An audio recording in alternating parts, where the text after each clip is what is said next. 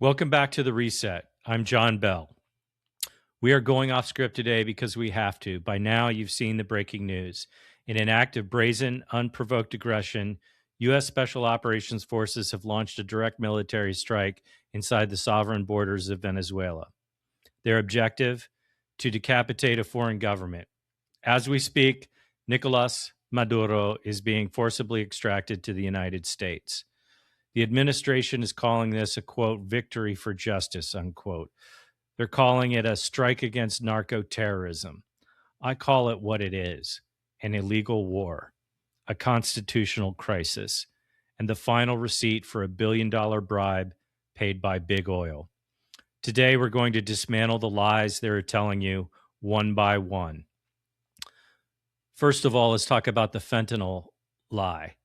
Let's start with the pretext.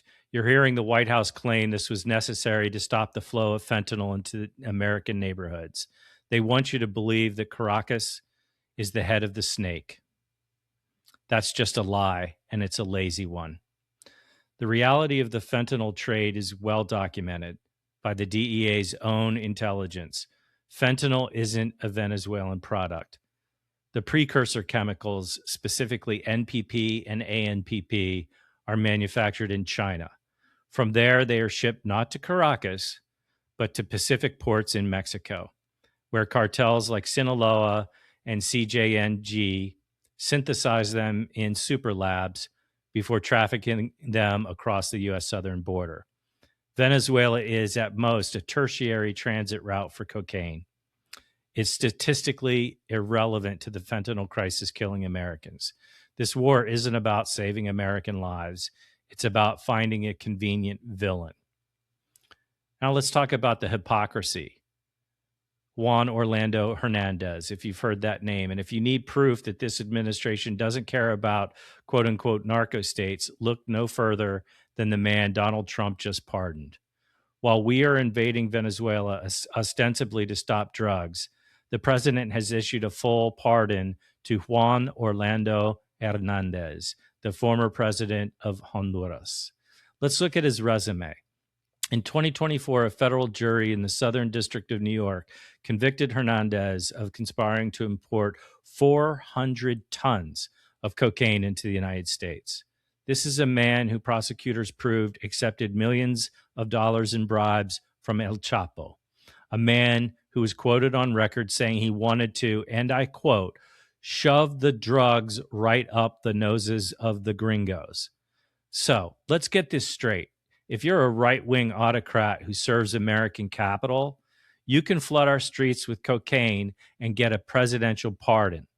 But if you're a left-wing autocrat sitting on the world's largest oil reserves, you get a SEAL team at your door.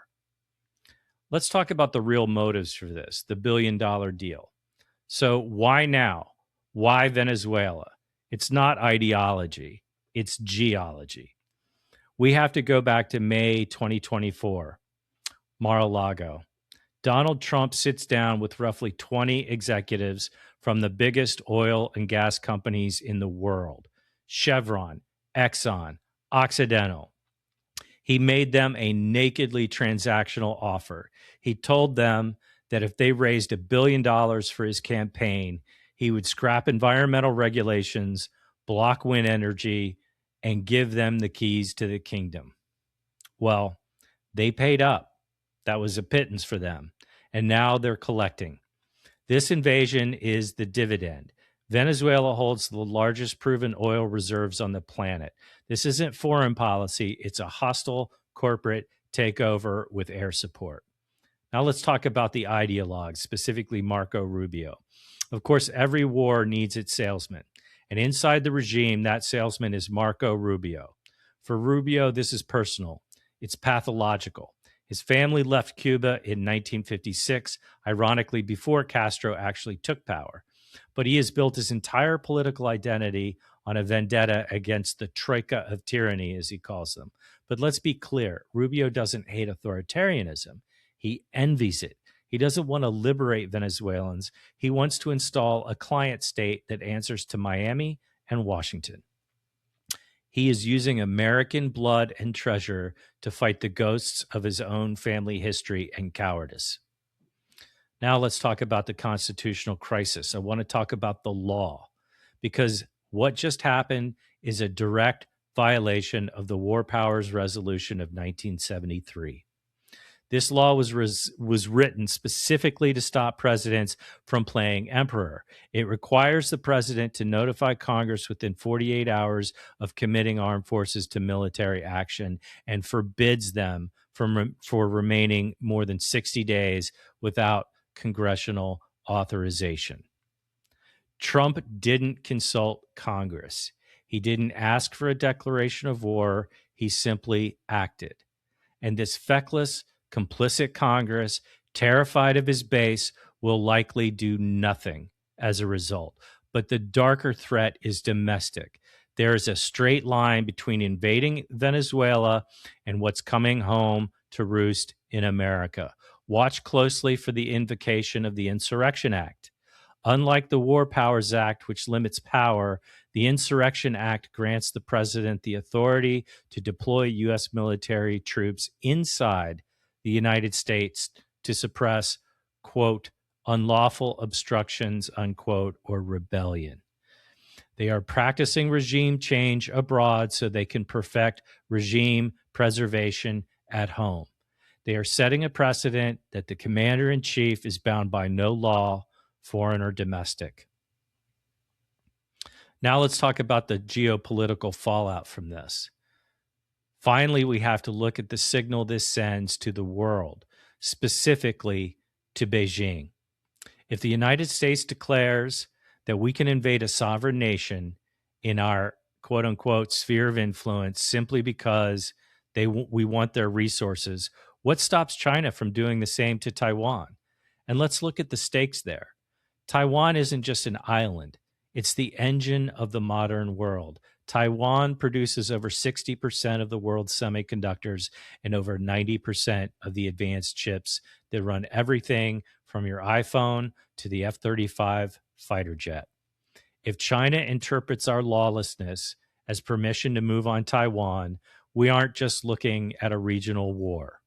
We are looking at a global economic depression that would make 2008 look like a hiccup. We are effectively dismantling the international order for a barrel of heavy crude.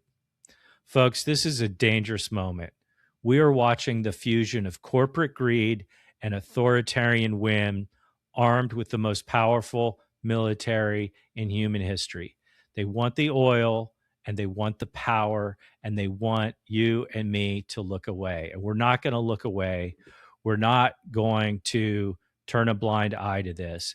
We're not going to bow down to authoritarianism abroad, and we're sure as hell not going to bow down to it here at home. This is not unexpected, to be honest, given the run-up, given the bombings of the boats in the Caribbean and the very poorly hidden intent to enact regime change and go in for yet another oil grab in a foreign nation. We haven't actually overturned the regime yet. We've only gone in and grabbed the leader of Venezuela. And don't get me wrong, I'm not here to be an apologist for Nicolas Maduro. He's not a good guy. I don't support him. I don't support his regime. But we had no business going in with our army in an unprovoked fashion and taking this action, particularly and especially because it's an action that was prompted by American corporations who contributed to buying off this regime during the 2024 election. So this is serious shit that we have to pay attention to, and we can't let this fascist regime spin their way out of it. We have to hold them accountable, and at some point, Congress is going to have to stand up, take its power back, and provide a check on this lawless president and his lawless minions. This is John Bell with The Reset. Keep fighting, stay strong, and stay safe. Take care.